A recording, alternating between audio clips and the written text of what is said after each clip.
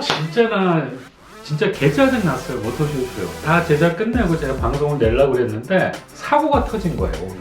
그래서 제가 그 부분도 추가적으로 말씀드리려고 정말 이럴 일이 터질 줄 알았어요.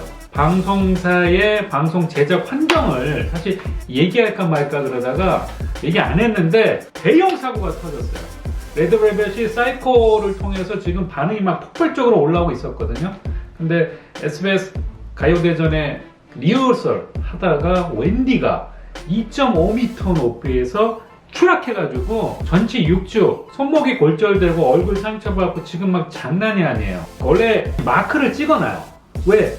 조명이 꺼졌을 때도 그 형광물질의 빛을 나면서 자기가 움직이는 동성을 하는데 이번 웬디 건도 마크만 제대로 표시만 됐어도 이런 일은 벌어지지 않을 거고, 마크가 표시됐다고 해도 그 떨어지는 거에 대한 대비책으로 안전 그 쿠션 같은 것들을 그 주변에 뒀어야 돼요. 화가 나 진짜 내가. 근데 SBS는 고작 해봐야 유감스럽다, 웬디의 빠른 KO를 빈다. 방송사의 이런 연말 대전의 무대는 거의 다 외주를 줍니다. 그래서 우리는 외주 업체가 좀 부실 공사를 한 것 같다, 이런 또 책임을 지금 회피하는 움직임이 보이는데 그러면 안 됩니다. SM이 마음만 먹으면 SBS에 청구할 수 있어요. 근데 과연 청구할지 안 할지는 뭐 지켜봐야 되겠습니다만은, 그 웬디가 리허설 하다가 그렇게 됐잖아요. 아까 웬디가 사고 나는 거를. 그게 정말 나는 더 화가 나는 게 다른 출연진들은 또 거기에 또 리허설을 시킨 거예요.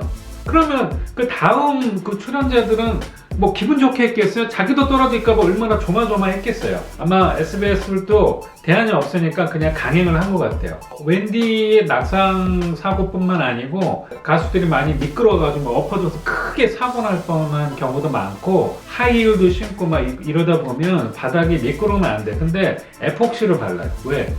이 무대를 풀로 방송을 잡았을 때 이쁘게 나와야 되니까 그 밑을 아예 그냥 왁스실 같은 것들은 에폭실에서 반짝반짝하게 해요. 그래야지 무대가 빛나 보이니까. 그러면 가수들 퍼포먼스보다 자기네들 무대 예쁘게 나오는 게 중요해서 그렇게 했단 말이에요. 그럴 확률이 높죠. 네.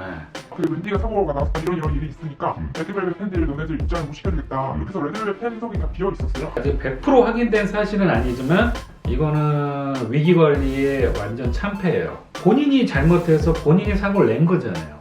그죠? 팬들을 뭔가 위로해 줄 수 있는 그 다음 어떤 서비스나 이런 대안이 있어야 되는데 아예 원천적으로 막아버리겠다. 이거는 두 번째 또 잘못을 한 거예요.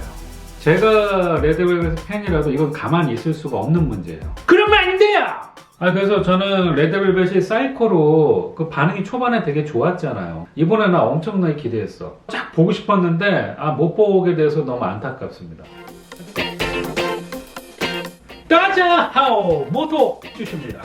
앞으로 한 2년 동안 제 좀 회사 그룹을 좀 크게 만들려고 거기서 이제 아이돌도 하고 뭐 여러 가지 드라마, 영화 관련된 그런 친구들도 저희가 회사 고용해서 지금 뭔가를 만들고 있어요. 뭐 건물도 만들고 뭔가 하고 있다 보니까 연말이라 지금 너무 바쁜데 뭐 크리스마스도 있지, 송년 새해 준비도 있지, 너무 바쁜데. 주말은 모토쇼쇼만 바쁜 게 아니죠? 가수들도 엄청 바쁘잖아요.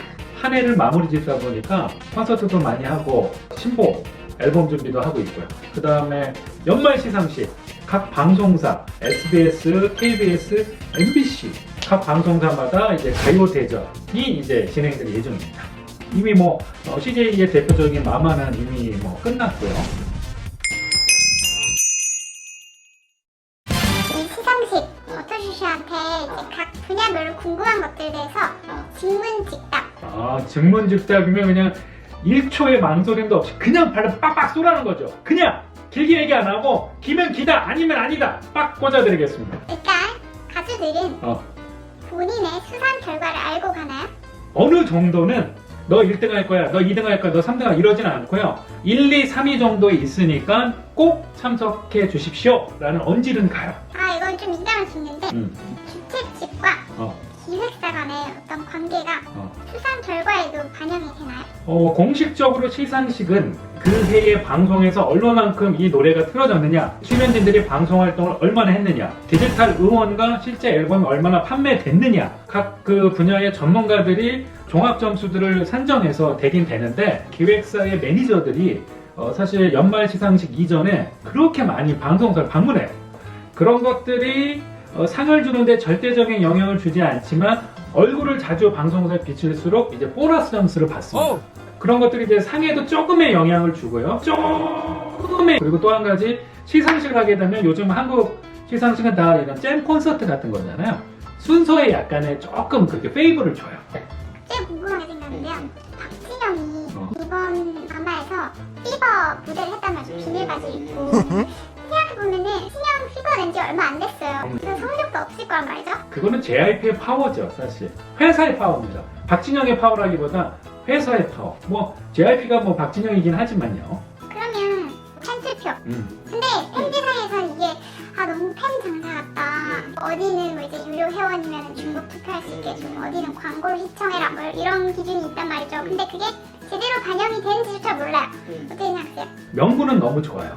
가장 대중들한테 사랑을 많이 받은 스타들이 그러니까 투표를 하는 방식으로 이제 객관성을 띄겠다는 방식은 좋은데 돈을 내고 또 하는 경우도 있어요. CJ ENM 그룹의 온갖 오디션 프로그램은 다 조작이다. 그 조작이 실체로 밝혀지면서 그것도 대국민 오디션 프로그램들이었잖아요. CJ 정말 말 나온 김에 너무 실망스럽습니다. 앞으로 CJ 똑바로 하시기 바라겠습니다. 저는 사실 팬투표에 대해서 지금의 시스템으로는 어떻게 객관적인 거를 좀 이렇게 담보하기는 좀 매우 어려운 것 같아요. 네, 불법적인 요소가 너무 많습니다. 사실. 요즘 시상식이 엄청 많이 생겼잖아요. 뭐 이런 걸 처음 들어본 시상식도 막 나도 몰라. 너무 많어. 그래서 권위가 되게 떨어졌다는 얘기도 있어요. 예전에는 그 방송사 중에 이제 그 10대 가요제라는 게 있었어요. 먼저 신인 남자 가수 이수만.